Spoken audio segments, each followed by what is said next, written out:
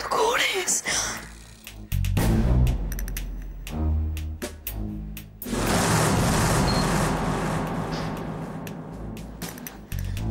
आज मी शोधून काढल्याशिवाय राहणार नाही. तू कोण आहेस ते?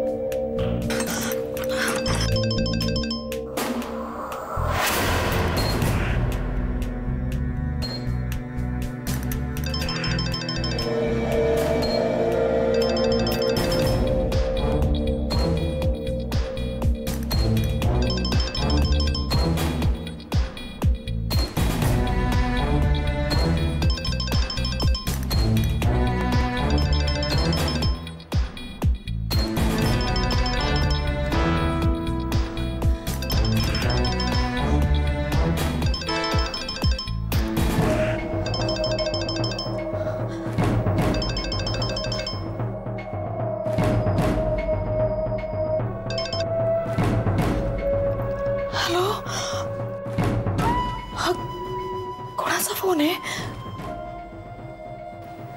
तुम्हाला कोणाशी बोलायचंय?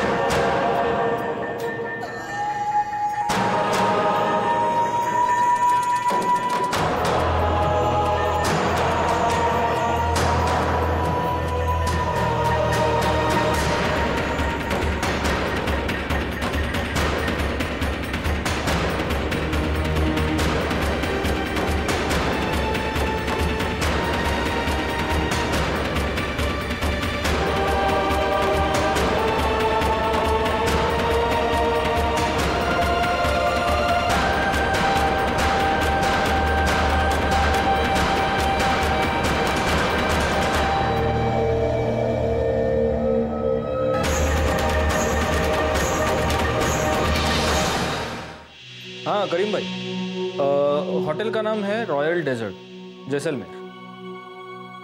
हाँ, लड़की का नाम सुलेखा राउत। हाँ है कोई? नहीं, आप मेरे को सिर्फ वो इन्फॉर्मेशन दे दो। हाँ, मैं राह देख रहा हूँ आपके फ़ोन की। खुदा हाफिज।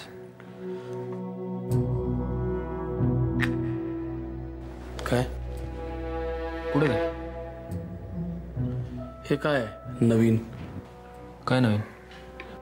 माहिती कसल्या काढताय? जैसलमेरचं काय लफडं आहे? हाँ ते सोडा, ते तुमच्या फायद्याचं नाही. म्हणजे कशाला नसते लफड्यात पडताय बा? उगीच गडगडत जाल. तुम्हाला जन्म दिला तेव्हाच गडगडत नाही का? बरं ते सगळं आधी सोडा. मला हे सांगा, माझं पिस्तूल कुठे आहे? तुझ्याकडे पिस्तूल आहे? पिस्तूल आहे तुझ्याकडे? माझ्याकडे एक पिस्तूल होतं. हां, ते इथून आपल्या या राहत्या घरातून गायब झालं. त्यात तुमचा हात किती? पण मला मुळात हे कळत नाही, तुला पिस्तुलाची गरजच काय आहे? मी मोठ्या बाबाचा मुलगा आहे की नाही, मग मला पिस्तूल लागतं. ते ठीक आहे, मला कळलं नाही. म्हणजे तुमचे काय कमी मित्र आहेत का या जगात? तू त्यांचा कधी त्रास झालाय का तुला कधी? नाही बघा बा, ते सगळं सोडा. हां, एकच लक्षात ठेवा काय की माझं पिस्तूल ढापून जर तुम्हाला असं वाटत असेल की तुम्ही जग जिंकलंय, तर तसं नाहीये. खरंच. कारण मला जर हवं असेल ना, हवं तेव्हा मी सहज एक पिस्तूल मिळवू शकतो. पण माझे सुद्धा जगात क्रांतिकारी मित्र काय कमी नाहीत. हा, is it clear? Crystal clear. Good boy.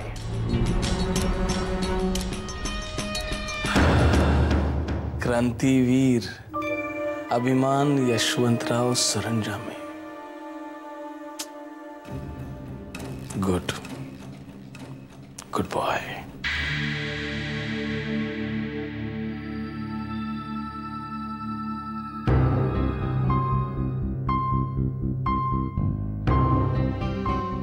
Shriram Shriram म्हणजे या पानावर मजकूर नाही आजोबा, माझ्याकडे जी वही आहे त्यातील पानं कोरीच आहेत.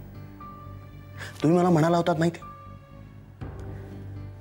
माझ्याकडे जी वही आहे त्यातली जी पानं आहेत तेवढीच पानं असतील असं नाही. कारण एक पान सोपान आजोबांकडे आहे, एक पान विष्णू काकाकडे आहे, तशी आणखीही पानं असू शकतील. आजोबा, सोपान आजोबांकडे जे पान आहे तेही एक वेगळं पान आहे, एक स्पेशल पान आहे. कारण त्या पानावर डावीकडच्या कोपऱ्यात एक त्रिशूळ आहे.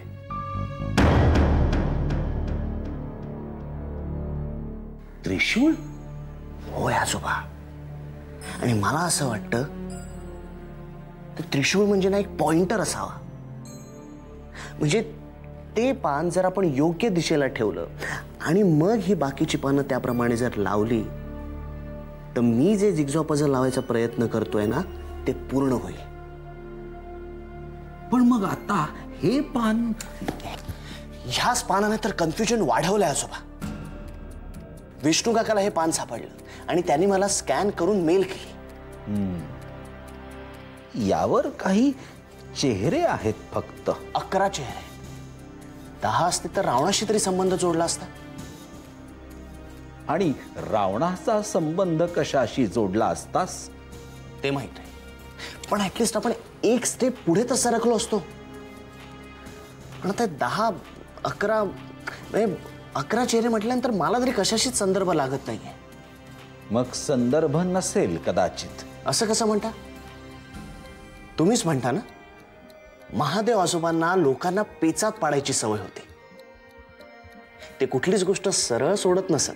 म्हणूनच म्हणतोय आदिनाथ, हे चित्र, हे चेहरे यांचा काहीही संदर्भ नसेल. महादेव दादानं उगीच आपलं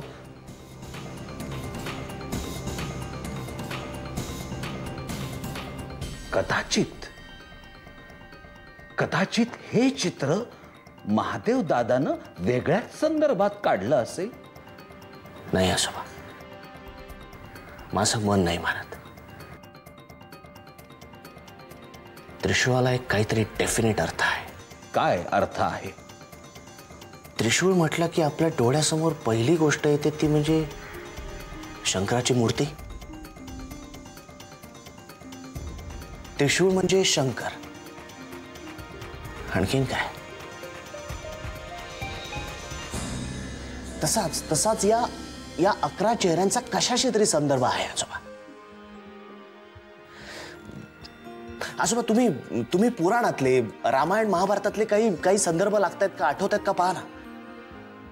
नाही रे, या 11 चेहऱ्यांच्या बाबतीत तर काहीच आठवत नाहीये. आजोबा प्लीज तुम्ही प्रयत्न करा ना. जाऊ दे ना आदिनाथा, हा सगळा नाद आहे. आजोबा प्लीज थोडा अजून प्रयत्न करा ना. काही सुचताय का बघा ना.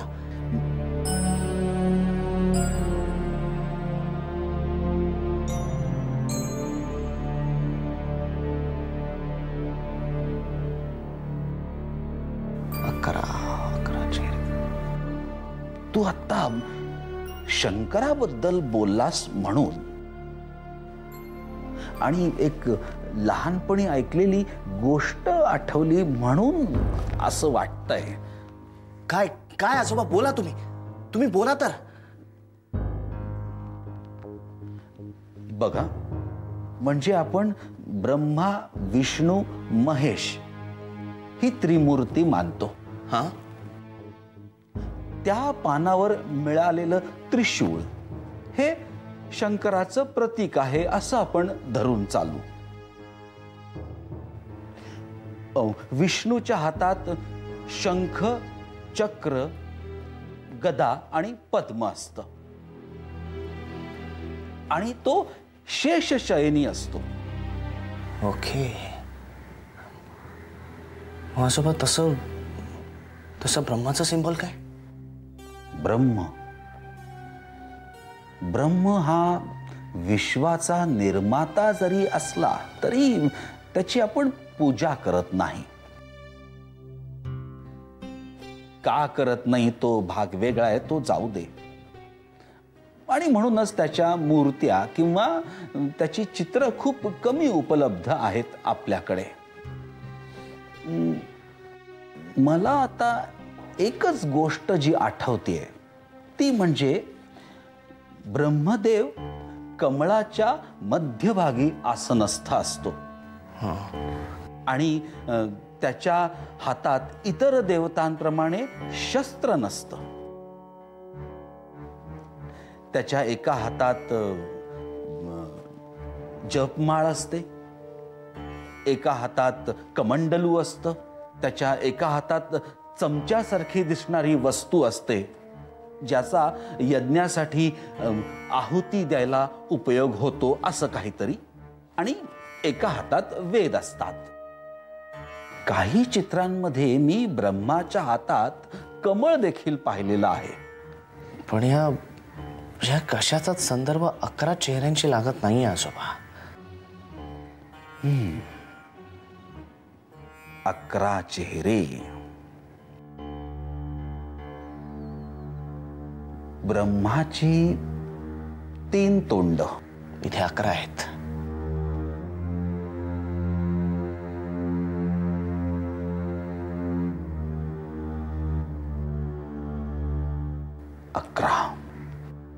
अकरा चेहरे म्हणजे 11 प्रजापती.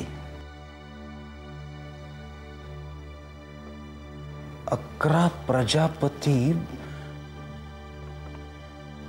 म्हणजे ब्रह्माची मुलं. काय? 11 प्रजापती म्हणजे ब्रह्माची मुलं. काय? हो, असं म्हणतात की सृष्टीच्या सुरुवातीला ब्रह्मानं 11 प्रजापती निर्माण केले आणि या प्रजापतींपासूनच मानवाची उत्पत्ती झाली. 11 प्रजापती म्हणजे ब्रह्माची मुलं. अरे शुअर आजोबा, ती 11च होती? हो, मी तुला नावही सांगू शकतो. बघा, मारीची, अत्री, अंगिरस, तुला 4 झाली. आणखीन कोण बरं? हा, पुलस्त्य, पुलाह, क्रतू, वशिष्ठ, दक्ष, भृगु आणि नारद. येस आजोबा. ब्रह्माची 11 मुलं, 11 प्रजापती. ब्रह्माच्या बुद्धिमत्तेचा अंश या प्रत्येक पुत्रामध्ये होता. म्हणजे जर त्रिशूळाच्या पानाचा रेफरन्स शंकराशी असेल तर या 11 चेहऱ्यांचा संदर्भ ब्रह्माशी असू शकतो. आणि जर आपल्याला ब्रह्मा आणि शंकर ही पानं मिळालेली आहेत तर मग विष्णूचं पानही असायला हवं. येस आजोबा. मग हे पान कुठे असेल? ते मला कसं ठाऊक असणार? पण आजोबा, उद्या जर हे पान सापडलं आणि जर ही 3ही पानं एकत्र आली तर ब्रह्मा, विष्णू, महेश यांच्यामुळं सृष्टी निर्माण होते आणि नष्टही होते. आदिनाथ, या पलीकडे मी तुला आणखीन काय सांगू?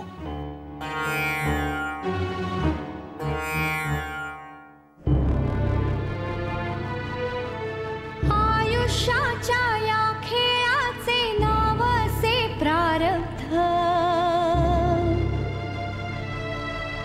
अवाक होती श्रीराम. कोणी तैसे कोणी श्रीराम. होती निशब्द.